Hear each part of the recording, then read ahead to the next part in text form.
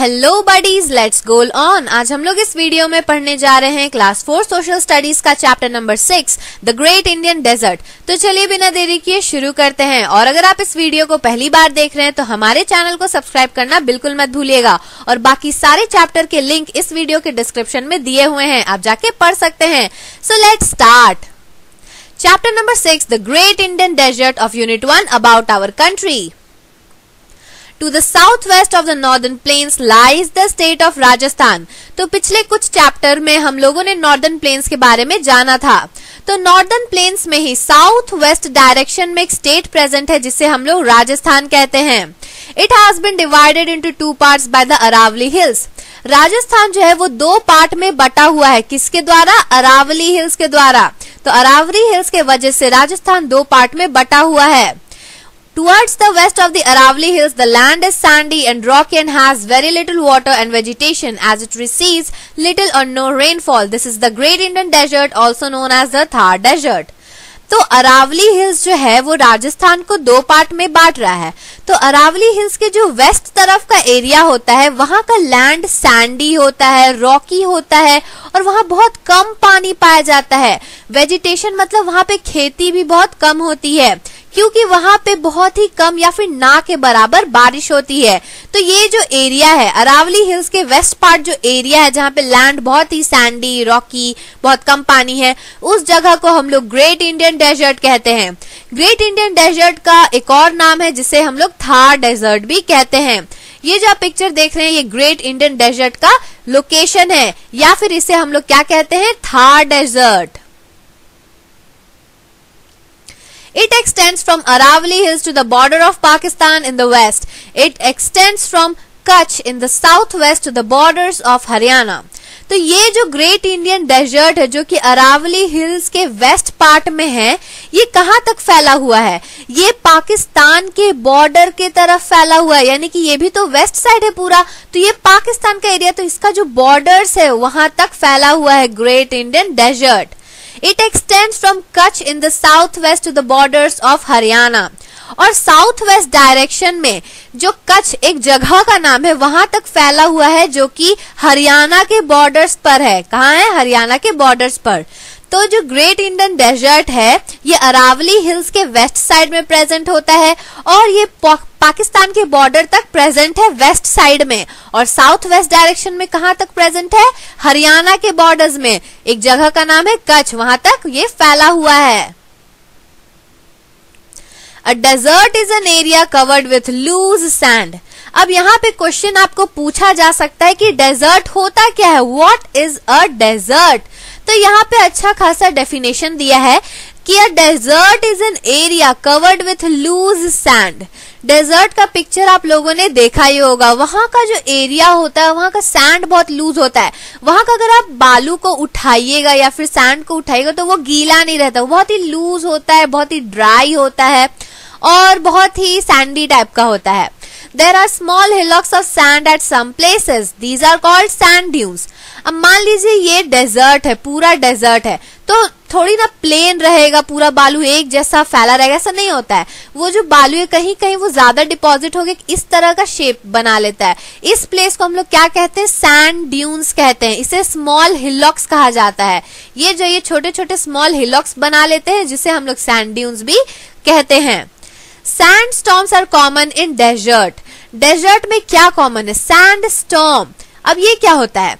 When strong winds blow, they carry the sand from one place to another and shift the sand dunes to another place. Thus, these sand dunes keep on moving and their size or shape may change with time.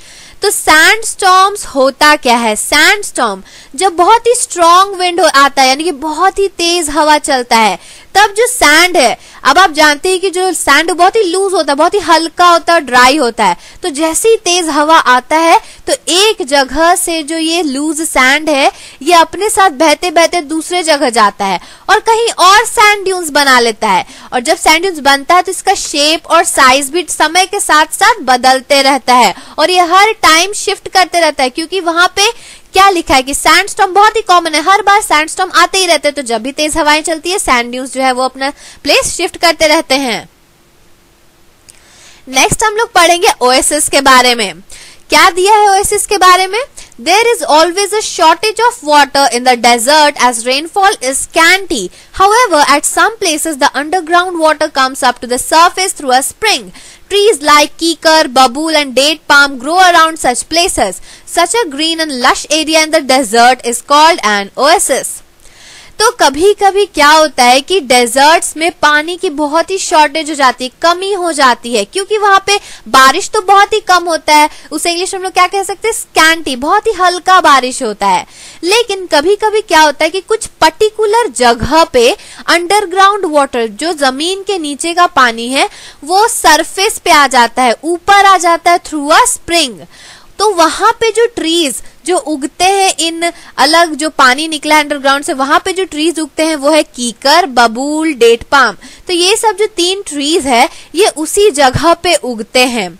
तो ये जो green और lush area आपको desert में कहीं दिख जाए तो उसे हम लोग ओएसिस कहते हैं. एक और बार बता देती हूँ, कभी कभी डेजर्ट में पानी की कमी हो जाती है क्योंकि वहां पे बारिश बहुत हल्का होता है, लेकिन कहीं कहीं डेजर्ट के कोई एक स्पेशल प्लेस पे अंडरग्राउंड वाटर जो होता है वो सरफेस पे आ जाता है स्प्रिंग की वजह से. वहां पे ट्रीज जैसे कि कीकर, बबूल और डेट पाम उग जाते हैं. तो वो एरिया जहाँ पे बहुत ही ग्रीन ट्रीज है, एक लश एरिया है, वहां पानी भी है, उस जगह को हम लोग क्या कहते हैं, oasis. People settle down near an oasis and grow crops like jowar, bajra, maize, etc. Thus, most villages are located near an oasis. अब डेजर्ट है तो ऐसा तो होगा कि वहां पे लोग तो रहेंगे ही. तो ये जो ओएसिस वाला पार्ट होता है डेजर्ट में, ज्यादातर लोग वहीं पे सेटल करते हैं ताकि वो लोग अपने क्रॉप्स को उगा सके, जैसे कि ज्वार, बाजरा, मेज और बहुत सारे क्रॉप्स होते हैं जो वहां पे उगाते हैं. इसीलिए अधिकतर जो गांव होते हैं, विलेज होते हैं, वो ओएसिस के पास प्रेजेंट होते हैं, ओएसिस के पास लोकेटेड होते हैं. नेक्स्ट टॉपिक हम लोग पढ़ेंगे क्लाइमेट के बारे में. The climate here is of extreme type. हमेशा याद रखिएगा कि हम लोग इस चैप्टर में डेजर्ट के बारे में बात कर रहे हैं, तो ये जो क्लाइमेट है ये भी डेजर्ट के बारे में है. तो the climate here is of the extreme type. During summer, the days are very hot, but the nights are very cold. During winter, the days are warm and nights are cold. Generally, it is hot and dry throughout the year with very little or no rainfall, as the dry winds that pass over the desert area carry no moisture with them. तो desert का जो climate होता है वो बहुत ही extreme type का होता है, बहुत ही अलग टाइप का होता है, क्योंकि गर्मियों के समय में दिन जो होते हैं, डेज, वो बहुत ही हॉट होते हैं, बहुत ही गर्मी होती है, और नाइट्स यानी कि रात में बहुत ही ठंडी होती है. The nights are very cold. और विंटर के समय में क्या होता है, जो दिन है वो वार्म होता है, हल्का गर्म होता है, लेकिन नाइट्स बहुत ही कोल्ड होता है. कोल्ड मतलब एकदम फ्रीजिंग कोल्ड.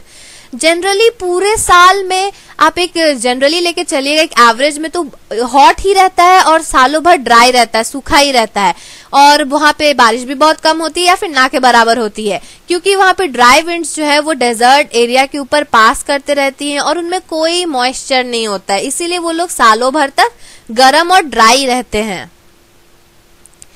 नेक्स्ट टॉपिक हम लोग पढ़ेंगे ship of the desert. The most common means of transport in the sandy desert is the camel. The camel can easily walk on soft sand due to padded feet and can also live without water for many days. It is therefore known as the ship of desert. ये बहुत important topic है. तो desert में एक common means of transport है camel. Camel क्या एक जानवर है, एक एनिमल है, जिसका फोटो यहाँ पे दिया हुआ है. अब कैमल जो है ये डेजर्ट में बहुत अच्छी तरह से चल पाते हैं क्योंकि उनके जो फीट होते हैं वो पैडेड होते हैं और वो पानी के बिना बहुत दिन तक रह सकते हैं. इसीलिए कैमल को इस्तेमाल किया जाता है ट्रांसपोर्ट के तौर पे, क्योंकि एक तो वो लोग सॉफ्ट सैंड पे आसानी से चल पाते हैं अपने पैडेड फीट की वजह से, और डेजर्ट में ऐसे भी पानी की कमी होती है, इसलिए ये जो कैमल है वो बिना पानी के बहुत दिन तक रहते हैं. इसीलिए कैमल को इस्तेमाल किया जाता है और इसे शिप ऑफ द डेजर्ट कहा जाता है. एग्जाम में एक क्वेश्चन जरूर आएगा कि शिप ऑफ द डेजर्ट किसे कहते हैं, तो किसे कहते हैं, कैमल को कहते हैं. According to environmentalists, the extent of the Thar desert is increasing day by day. Who is responsible for it? None other than man. Human activities like cutting of trees and overgrazing of grasslands by animals are a major cause of this increase in desert area. Therefore, we must control overgrazing by animals and deforestation and try to plant more and more trees. Otherwise, the desert area would increase slowly as the fertile areas of nearby states would also be covered by it. तो जो environmentalist होते हैं, जो environment के बारे में पढ़ते हैं, उनका कहना यह है कि जो थार डेजर्ट का एरिया है वो दिन पर दिन बढ़ते जा रहा है, यानी कि सूखा जो हो बहुत जगह और भी फैलते जा रहा है। तो इसके रिस्पॉन्सिबल कौन है? हम लोग हैं, मैन, इंसान। ह्यूमन एक्टिविटीज जैसे कि कटिंग ऑफ ट्रीज यानी कि पेड़ को काटना, या ग्रासलैंड को ओवरग्रेज यानी कि जो गाय कैटल्स होते वो सब क्या खाते? घास खाते। तो अगर वो ज्यादा खा लेते तो उससे क्या होता है? सैंड जो है, जो लैंड होता है उसमें जो सैंड प्रेजेंट वो लूज हो जाते हैं। ये जो है ये सब कुछ फैक्टर्स है जो मेजर कॉज है डेजर्ट एरिया को बढ़ाने के लिए। इसीलिए हमें एनिमल्स का ओवरग्रेजिंग को कंट्रोल करना होगा, डिफॉरेस्टेशन यानी कि पेड़ को कम काटना चाहिए, और एफॉरेस्टेशन किसे कहते हैं? जब हम लोग प्लांट ज्यादा से ज्यादा मात्रा में लगाते हैं तो उसे एफॉरेस्टेशन कहा जाता है। इसलिए हमें ओवरग्रेजिंग बाय एनिमल्स को कंट्रोल करना चाहिए, डिफॉरेस्टेशन नहीं करना चाहिए और ज्यादा से ज्यादा पेड़ लगाने की कोशिश करना चाहिए।